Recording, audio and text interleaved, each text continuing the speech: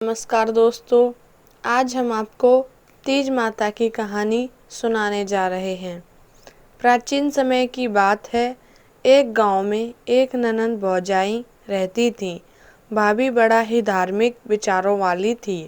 वह पूजा पाठ और धर्म कर्म के कामों को किया करती थी। ननंद रानी थोड़ी सीधी सादी थी। पूजा पाठ धर्म में उनका मन नहीं लगता था। ननंद की भी शादी हो गई। भाभी हर साल तीज का व्रत करती थी। तीज माता के नाम पर सुहाग की पिटारी दान किया करती थी। जब तीज का व्रत आया तो भाभी ने अपनी ननंद को भी बुलाया। ननंद रानी तो आ गई, पर ना वे अपनी भाभी के साथ व्रत करती और ना ही व्रत की कथा सुनती थी। भाभी ने तीज का व्रत किया, तीज माता की कथा सुनी और तीज माता के नाम पर सुहाग की पिटारी सुहागिनों को दान दी। तीज व्रत समाप्त होने पर ननंद अपने ससुराल चली गई। ननंद रानी कांच की चूड़ी पहनती थी। जब भी वह कांच की चूड़ी पहनती तो वह टूट जाती, उसके माथे से बिंदी गिर जाती और मांग का सिंदूर भी मिट जाता था। वह जो भी श्रृंगार करती वह अपने आप ही गिर जाता था। ननंद रानी इन सब बातों से बड़ा ही चिंतित हुई और उसने सारी बातें अपनी सास को बताईं। सास भी यह सब बातें सुनकर बड़ा ही चिंतित हुई और वह अपने गुरु के पास गई तथा सास ने अपने गुरु को सारी बात बताई। गुरु बहुत ही पहुँचे हुए पुजारी थे। वे इन सब बातों को सुनकर सारी बातें जान गए।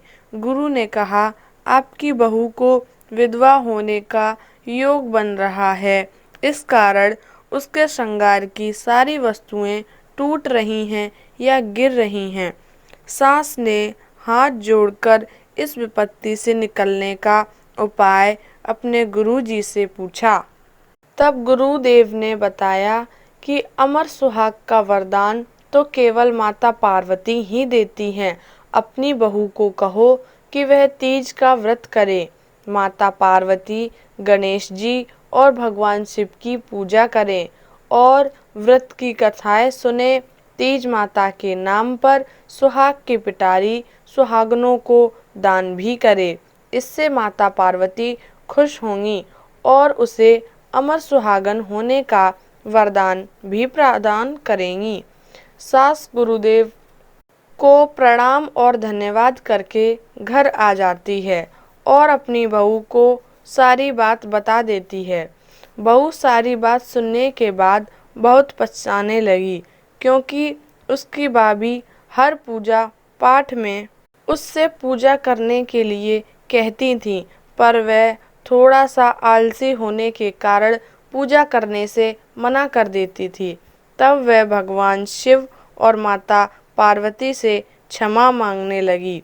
तीज व्रत आने पर वह अपने मायके गई और अपनी भाभी के साथ तीज का व्रत भी किया।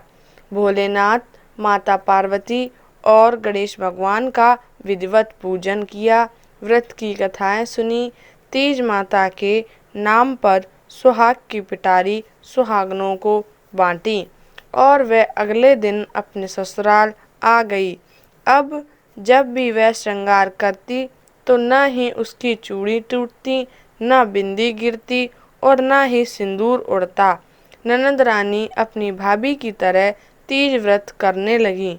व्रत के प्रभाव से उसके घर में अन्न, धन और संपत्ति की वृद्धि हो गई। हे तीज माता, अपने सभी भक्तों पर अपनी कृपा बनाए रखना और उन्हें सुख सौभाग्य अन्न धन्य देना। जय हो तीज माता की।